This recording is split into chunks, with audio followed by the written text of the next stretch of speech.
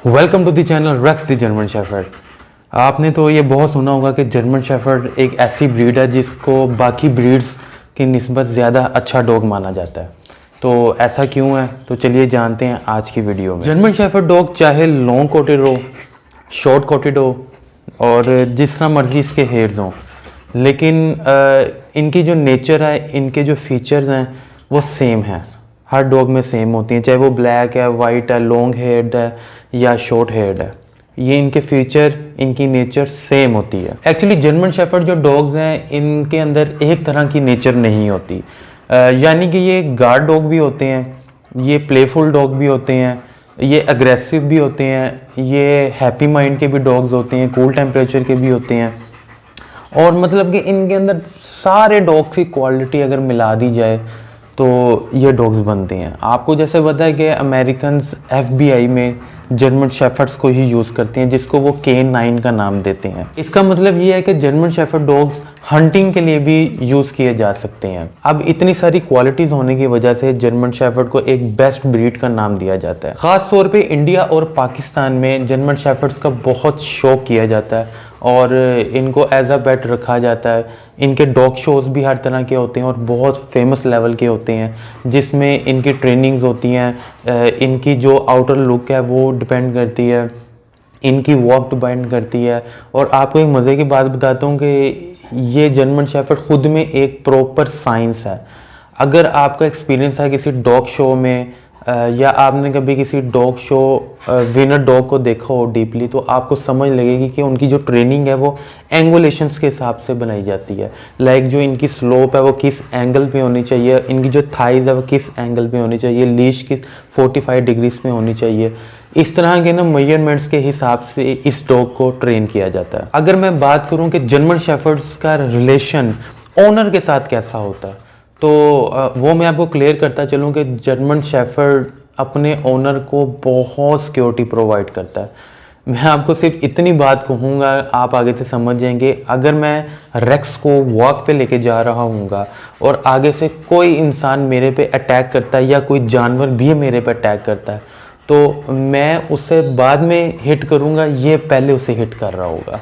ये अपनी जान दे देगा लेकिन मुझे सेव कर लेगा। ये इस लेवल पे जाकर अपने ओनर को सिक्योर कर सकते हैं। ओनर की फैमिली के साथ इनका कैसा बिहेवियर होता है, तो सेम एज लाइक जैसे ओनर के साथ रिलेशन होता है, इनकी इतनी सेंस काम करती है कि ये ओनर की फैमिली है और हमने इनको भी इतनी सिक्योरिटी देनी है जितनी ओनर को देते हैं। आप बिलीव करें कि मेरी मदर को रेक्स ने आज तक टच नहीं किया। इसको इजाज़त नहीं है कि वो मेरी मदर के करीब भी जाए या उनको कभी टच करे, लेकिन फिर भी ये मेरी मदर को भी उतनी ही सिक्योरिटी देता है जितनी ये मुझे देता है। इनकी एक इतनी खूबसूरत नेचर है कि जिन चीज़ों से मुझे लगाव होता है या मेरी फेवरेट चीज़ें, लाइक मेरा लैपटॉप लगा लें, मेरा सेल फ़ोन लगा लें, तो इनको इतनी सेंस होती है कि यार हमने अपने ओनर की इन चीज़ों को टच नहीं करना, ख़राब नहीं होने देना।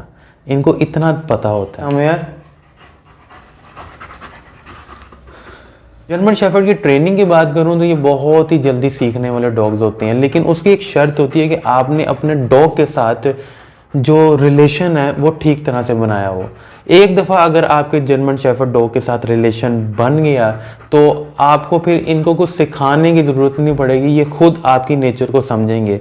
आपके एक्सप्रेशन को देख के ये अंदाज़ा कर सकते हैं कि आप इस टाइम गुस्से में हैं या आप इस टाइम किस मूड में हैं, हैप्पी मूड में हैं, अग्रेसिव हैं।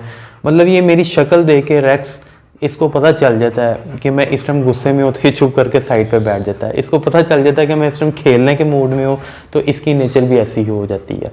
यानी कि कहने का मकसद ये है कि ये जर्मन शेफर्ड डॉग्स अपने ओनर को ये देख रहे होते हैं कि मेरा ओनर किस मूड में है, तो ये उसी मूड को इख्तियार कर लेते हैं। कुछ डॉग्स मैंने देखे हैं, मेरा एक्सपीरियंस भी रहा है, जैसे रॉटवाइलर, लैब्राडोर और इस तरह के 2-3 डॉग्स और हैं ब्रीड, जिनके साथ मेरा ये एक्सपीरियंस रहा है कि यार वो अपने मूड पे चलते हैं।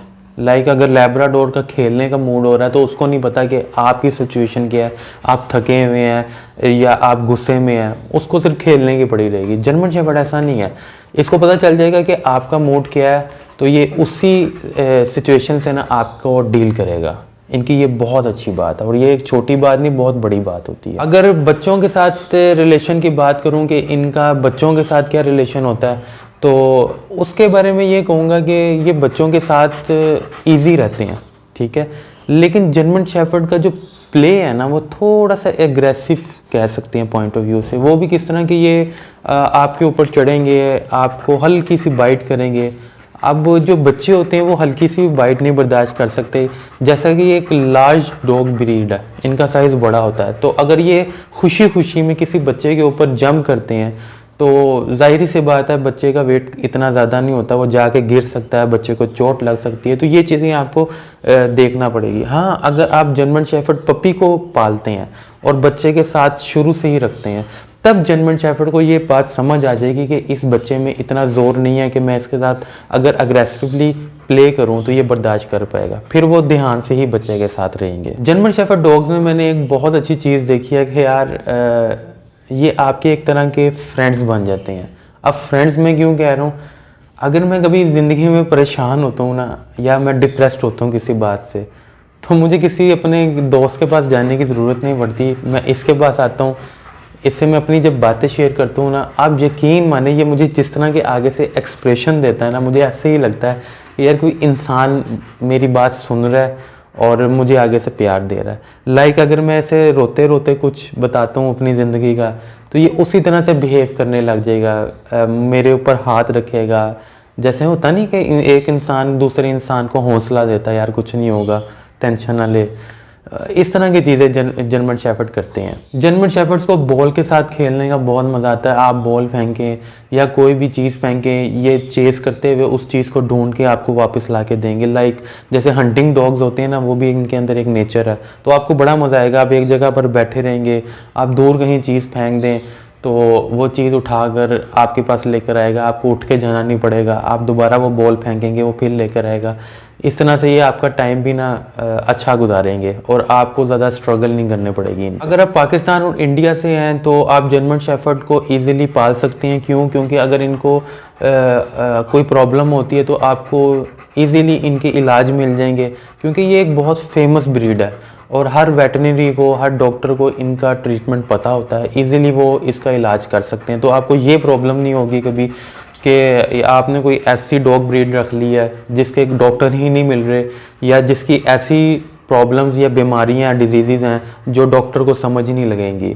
आप जब ये डॉग रखेंगे तो आप 1-2 साल बाद खुद इतने ट्रेन हो जाएंगे कि आपको इनकी प्रॉब्लम्स पता चल जाएंगी। आपको पहले से ही पता चल जाएगा कि इसको फीवर है तो आपने क्या देना है, अगर ये वॉमिटिंग कर रहा है तो आपने क्या करना है, इनकी डाइट अगर ऐसी है तो क्या होनी चाहिए जो इनकी हेल्थ बना देगी। तो ये थी आज की वीडियो। अगर आज की वीडियो आपको पसंद आई है या कोई आपको इन्फॉर्मेशन मिली है तो हमारे चैनल को सब्सक्राइब लाजमी करें, ताकि इस तरह की इन्फॉर्मेटिव वीडियोस मैं आपके लिए लाता रहूं।